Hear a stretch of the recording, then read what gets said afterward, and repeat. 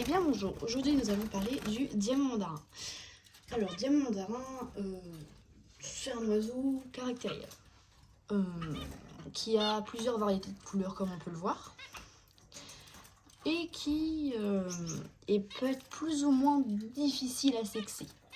Si vous avez les couleurs basiques, donc un mandarin, on va dire gris sur le dos, avec des points, enfin avec des joues, vous voyez, et les gouttes. Donc les gouttes, c'est ce qu'on peut voir sur le canari au fond. Alors, vous voyez, sur un des yeux, il y a une goutte. Alors, donc, faut pas forcément sur les gouttes, il faut aussi aux joues. En fait, les joues, si elles sont oranges, si en fait, vous voyez des grosses joues oranges, en fait, donc une couleur en plus, c'est un mâle. S'il n'y en a pas, c'est une femelle. Les gouttes, c'est une certaine caractéristique, on va dire, des mandarins. Si par contre vous avez des mandarins blancs ou panachés comme moi, et qu'il n'y a pas de joues, pas de gouttes.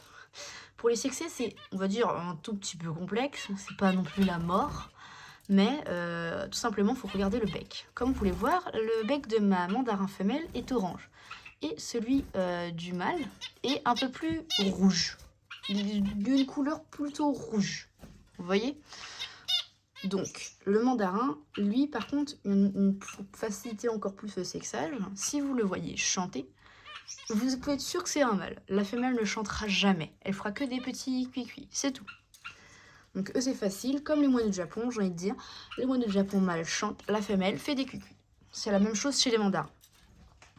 Donc, au niveau du sexage, c'est tout ce qu'on peut faire. Le cloaque, ça ne sert à rien de le regarder, c'est plat. C'est plat chez le mâle comme chez la femelle. J'ai hyper mal aux pieds. Je me fais mal partout en ce moment, c'est une atrocité. Donc, les mandarins, eux, sont des oiseaux exotiques comparés aux canaris. Donc, ce que j'ai oublié de préciser dans ma dernière vidéo. Donc, pour tous ceux qui regardent cette vidéo et qui savent pas quoi donner à leurs canaris, c'est facile, vous regardez de toute façon dans les animaleries. C'est des graines pour canaris. Donc, c'est des graines avec des petites graines noires et des graines en picot. Donc, ça, c'est graines et canaris. Donc, graines canaris, spécificité animale canari. Pour tout ce qui va être autre espèce, ça va être des graines exotiques. Pour après, les perruches, ça va être des graines perruches. Et puis kakariki, ça va être les grandes perruches, etc. Selon les espèces que vous avez chez vous. Ou que vous voulez avoir. Qu'est-ce que je pourrais dire d'autre sur le mandarin?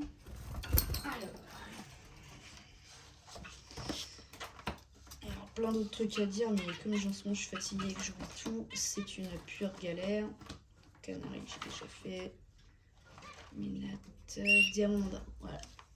Donc, le mandarin fait environ 10 à 12 cm. Il a une longévité de 5 ans, ce qui n'est pas mal.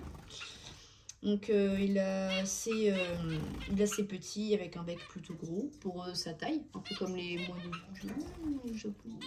Bon, ça va, ça dépend. Donc, voilà. Pour la description d'un mandarin mâle,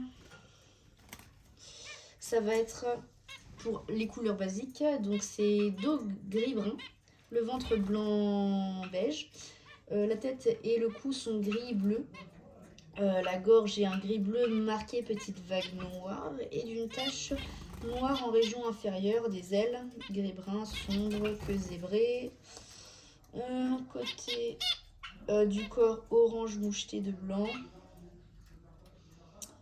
et bec orangé. Oula, je lis ailleurs moi.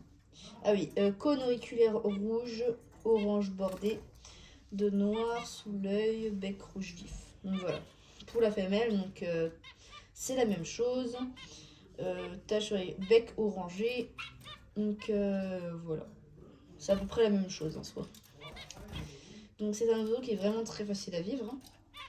En cage comme en volière. Donc il peut lui être avec plusieurs différentes espèces. Donc comme tous les oiseaux, ils ont besoin de baignoire, donc ou d'une cage. Donc là vous pouvez pas voir, mais du coup il y a une baignoire là, vous voyez peut-être en bas. Là. Non, j'ai dit quel truc. Voilà, vous voyez. Vous avez là. Tombe pas, toi, Géraldine. Je t'ai pas demandé de tomber. J'ai fait une installation à la va-vite. C'est donc pour qu'elle dégage. Merci. Bon, enfin, donc vous voyez, moi j'ai des gamelles Donc à gauche, donc de bouffe, de différentes bouffes, donc exotiques machin, je mélange pas les graines. Alors, du coup voilà. Donc, comme tous les oiseaux, il faut des os de sèche, des pierres minérales. Alors, donc je vais vous montrer. Donc moi, j'ai pas d'os de sèche, mais à la place, désolée ma grande, j'ai des pierres minérales, donc c'est ce qui se trouve ici, si on peut voir. J'en ai une de chaque côté, là et ici, avec du gris. Donc le gris, ça va être tout ce qui est complément alimentaire, problème d'estomac, des choses comme ça. Ensuite, ça c'est un petit bonus, moi c'est ce que je leur donne. C'est de la gelée. Donc la petite gelée, pour se faire plaisir, ils peuvent en manger. Ça se grignote, c'est de la... En fait, c'est un petit additif, mais on va dire c'est quand même un complément en plus. Ils ont des jouets, vous voyez, des nids, ils ont tout ce qu'il faut. Et puis les gens qui disent enlevez les nids, ils feront pas d'œufs, ils vont faire dans les gamelles, dans tout ce que vous voulez, vous les empêcherez jamais de pondre. Ou si vous voulez vraiment pas qu'ils pondent, il faut juste séparer le mâle et la femelle. Mais au pire, si vous voulez pas qu'il y ait de reproduction, vous prenez 2 mâles ou 2 femelles, ça fera largement taf. Si vous aimez les oiseaux qui chantent, vous prenez 2 mâles. Si vous voulez des oiseaux, on va dire, si vous voulez qu'ils soient plus discrets, vous prenez des femelles. Après, ça dépend de l'espèce que vous prenez. Par exemple, vous voyez bien le... Arrête de tiquer, toi, je vais te bouler au mouton.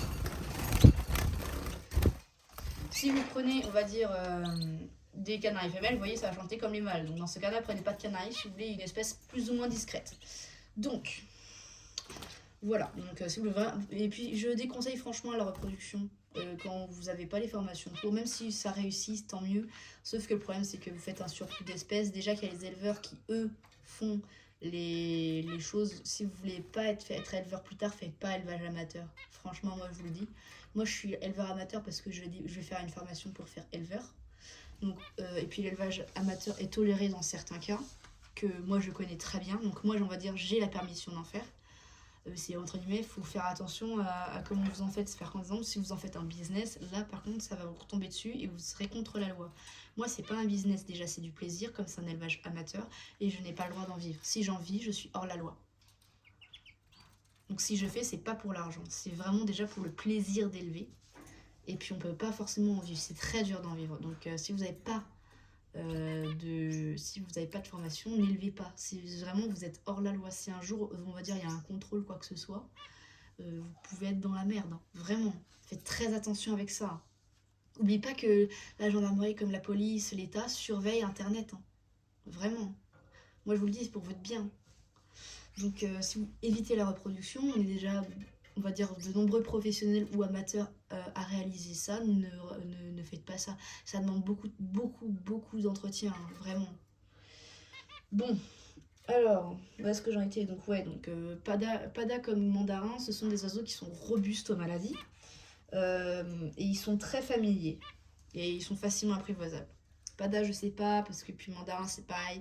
Après, ça dépend aussi du caractère, de comment vous voulez l'apprivoiser. Enfin, il y a plein de techniques, plein de mauvaises comme plein de bonnes, on va dire. Donc, moi là-dessus, je ne conseillerais pas, parce que moi, tout ce qui est apprivoisé, je ne le ferai pas. Je laisse les gens le plaisir d'apprivoiser parce qu'ils les apprivoisent comme ils ont envie. Moi, je suis pas là pour faire à la place des gens et puis se facilite trop le truc qui est déjà apprivoisé, machin. Mais moi, je le ferai pas. Donc, voilà. Et n'oubliez pas, hein, la pâté d'œuf, hein, c'est important. Et puis, c'est plus ou moins gras. On va dire, si votre oiseau vous trouvez un peu maigre, n'hésitez pas à lui en donner. Ça peut l'aider à se remettre en état, comme vous pouvez voir là à côté, juste en haut à gauche, là, vous voyez un peu de pâté d'œuf rouge et jaune mélangé. Parce que rouge et jaune, parce que déjà j'ai un canari rouge, donc je mets de la pâté rouge. Et jaune, c'est pour toutes les espèces, mais j'en mets aussi, parce que c'est pour les canaris jaunes, ça va dire ça entretient leur couleur, il me semble. Surtout pour le rouge. Le rouge, ouais, ça c'est sûr, mais le jaune, c'est pour tous les pigments, on va dire, donc ça entretient les pigments. Ça entretient les pigments, donc voilà. Et puis, oui, donc caractère un peu, c'est-à-dire spécial, ça dépend des espèces. Et puis, voilà, ça va, faut que je foute à la poubelle, ça. Mais ouais, en soi, c'est des bons oiseaux, hein, comme les canaris, enfin, tout ce que j'ai, enfin, tous les oiseaux sont très bien, mais il faut juste faire attention à bien vous occuper. Parce que vous voyez, moi, par exemple, Moi, mes oiseaux, ils sortent. Pas encore tous, parce qu'ils sont tous en train de s'habituer à leur nouvelle cage. Quand ils connaîtront bien leur cage, je pourrais leur ouvrir. Donc une espèce à la fois, pas tous en même temps. Les cacaréquis sortent du coup à la main. Sauf le mâle, parce que le mâle, il me becte. Et ça fait vraiment mal, c'est affreux. Mais la femelle sort, le mâle lui il tique pas, donc c'est qui, on va dire ça pour l'instant, ça lui va très bien. Et puis sinon j'ouvre et je prends mes gants pour le ramener après. Et puis voilà, c'est pareil, quand on sera bien acclimaté et que plus personne sera malade, surtout les diamants de good en dessous et les padas. Enfin les padas ça va, mais surtout les diamants de good. Quand la femelle, soit elle sera morte, soit elle survivra et puis elle sera soignée, tant mieux. Mais pour l'instant, arrête-toi de tiquer dans la nid, tu me saoules. Donc quand ce sera réglé tous les problèmes machin au niveau santé, tous les oiseaux pourront être mis à l'élevage, mais là pas tous. Pour l'instant, dites-vous, il n'y a que les canaris et les mandarins qui sont aptes à la reproduction comme les cacaréquis. Mais les cacaréquis, c'est eux qui décideront parce que la femelle, voilà, c'est une apprivoisée, donc ça va mettre plus de temps, on va dire, à dire oui. Donc voilà. Pour l'instant, j'ai que 3 espèces sur mes 5 qui peuvent faire la reproduction. Et puis moi, j'ai retiré les séparations parce que ça fait trop petit pour les oiseaux. Et je préfère qu'au pire, ils se reproduisent en interespèces que chaque truc séparé. Et puis qu'au final, ils sont malheureux parce qu'ils n'ont pas assez de place pour voler, machin. Et puis si moi je suis pas là, ils n'ont pas de quoi voler. C'est voilà. Tandis que là, ils peuvent voler, ils sont kikines les uns les autres. Mais au moins voilà, ils ont de l'espace. Donc voilà. Moi, je suis partie en fait. Et puis, l'élevage en communauté, ce qui est bien avec ça, c'est que quand les petits naîtront, ils vont voir déjà de l'interespèce. Et puis, eux, s'acclimateront plus facilement à la vie en communauté que ceux que j'ai actuellement, puisqu'ils viennent d'animalerie. Les animaleries, c'est pas eux qui les rendent malades, hein, ça vient des élevages, on va dire condensés. Que moi, ce que je veux dire par condensé, je sais même pas si c'est le bon terme, mais c'est qu'en fait, les éleveurs, dans des cages comme ça, au lieu, on va dire, d'avoir, là, j'en ai combien là, j'en ai 5. Eux, on va dire, ils peuvent en avoir, comme en animalerie, ils peuvent en avoir plus de 10 dans certaines cages, sur tous les trucs de... Enfin, ça dépend des élevages, en fait. Il y a des élevages, on va dire, qui sont bien, où c'est bien entretenu, où les oiseaux sont pas nombreux, machin, et c'est super. Ou d'autres où les élevages vont être vraiment condensés, où vraiment vous allez avoir plein d'oiseaux dans une cage comme en animalerie, et en fait ils en tombent malades parce qu'ils sont trop nombreux, et puis voilà. Voilà, dans une cage comme ça, même de base, une double cage comme ça, je mettrais pas plus que 3 oiseaux.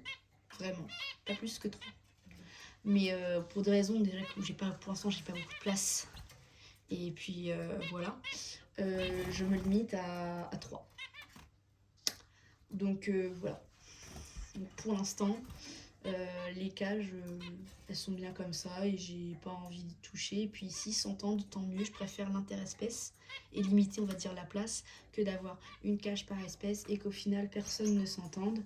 Moi, c'est mon choix après. Chacun fait son choix. Moi, je préfère comme ça parce que au moins ça permet de créer une vie en communauté. Et puis de toute façon, ils sont lâchés en liberté. Je peux ouvrir les portes quand je veux, machin. Donc voilà. Mais j'attends qu'ils s'acclimatent bien à leur cage pour pouvoir vraiment les lâcher, ouvrir les portes et puis ils feront leur vie. Et puis après ils rentreront quand ils auront envie aussi. Donc voilà.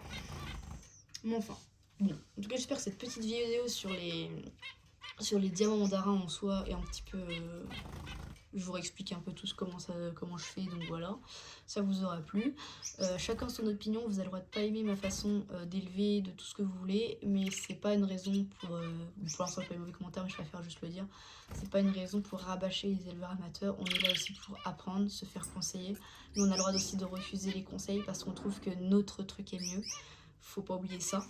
Moi, ma façon d'élever, ça me convient à moi. Et puis, si j'ai de la place dans ma future maison, quand je vivrai plus avec mes parents, si j'ai assez de place, les cages seront beaucoup plus grandes où je mettrai, on va dire, une espèce dans chaque cage et je pourrai en racheter. Donc voilà. Bon, en tout cas, j'espère que ça vous aura plu. Et puis, si vous avez des questions, n'hésitez pas à envoyer des commentaires. Je veux que les questions où on va dire les bonnes vibes, les mauvaises vibes, vous les gardez pour vous, j'en ai pas besoin. Et puis dans tous les cas, ça me fera rien. Parce que les mauvais commentaires, souvent, ils sont automatiquement bloqués ou autre chose. Donc voilà. Bon, je pense que là j'ai fait le tour. Qu'est-ce que t'en dis mon chat? Hein? Qu'est-ce que t'en dis? Qu'est-ce qu'il y a? Qu'est-ce qu'il y a? Qu'est-ce qu'il y a? Quoi? Qu'est-ce qu'il y a? Moi, il y a ton... Oh, ce ronron. Oh, bébé. C'est un chat râleur, ça.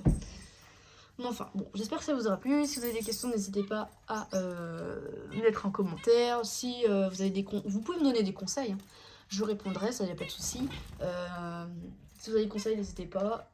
Des questions, n'hésitez pas. Et puis des bons commentaires comme quoi vous aimez bien mon contenu, que vous en voulez plus, ou d'autres choses comme ça, n'hésitez pas non plus. Moi, je vais vous laisser ça pour cette vidéo. Et puis, je vous dis à la prochaine. Ciao!